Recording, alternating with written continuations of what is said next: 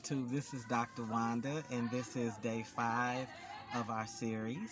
And today I want to talk to you about a culture of silence. So it is not uncommon to find out that people know things, that they've heard things, that there are certain issues or concerns that might even be, I don't know, I wouldn't say dangerous, but would be worrisome, and they don't tell you. It is uh, something that is peculiar to us because if we think that we have built a relationship with you, we feel like we're family or we're accepted in friendship, then we expect that you would get a lot of openness. But this is actually a culture of silence. So that can even mean your community, it could mean in your committed relationship, but it definitely is embedded in the culture. So, all of you all know that I was upset about the cafe, learning that the cafe is positioned right next to a brothel. And the thing is, everybody was in on it. Everybody was aware, including my husband, who has explained that he thought that the activity primarily was limited to the evening. But why not tell me? Why not say to me that that's what that was? I mean, it took me a little bit of time to figure it out, but then once I figured it out, I was confrontational about it, and of course I was answered. And that's how it gets dealt with. Like, if you don't ask, you're not going to get an answer. No one is going to call you up and volunteer any information about any seedy behavior or any family conflicts or whatever. You're not going to be inundated. And that can be offsetting if you're a Westerner living here.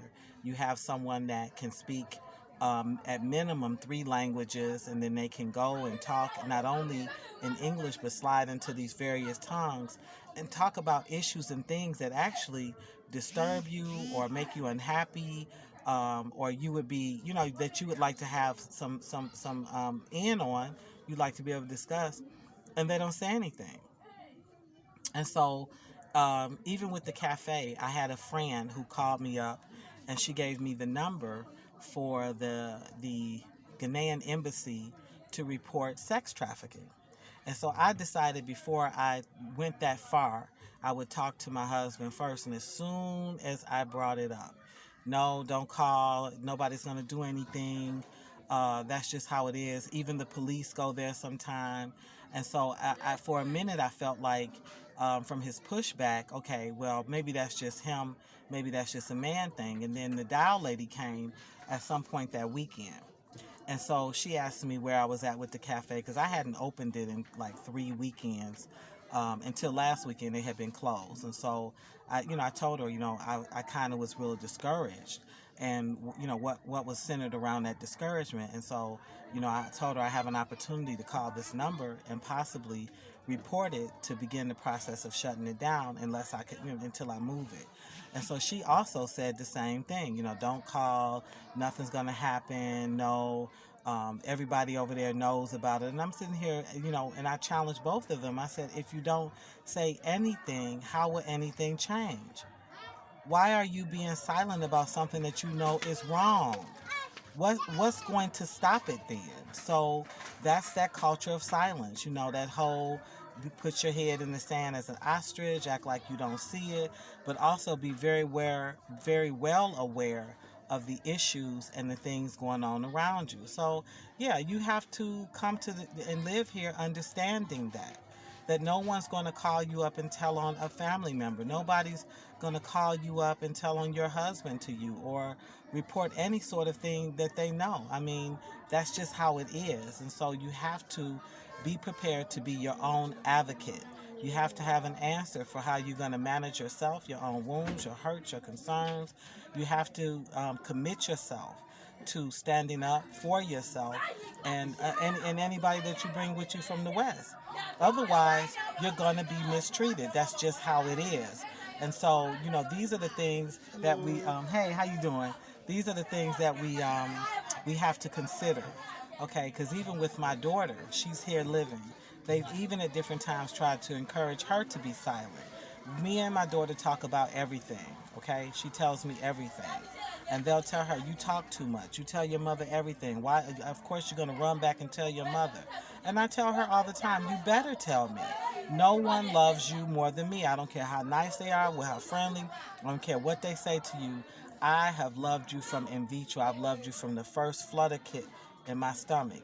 They have no right to discourage you to communicate with me. This is our relationship.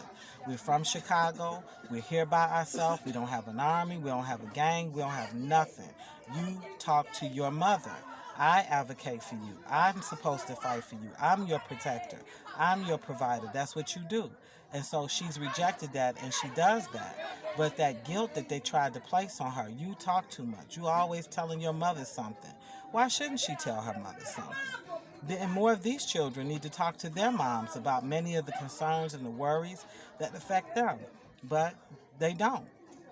So you have to come here and know there's a huge culture of silence where people just don't tell you what's going on around you, things that can affect you, things that might harm you, things that might hurt you.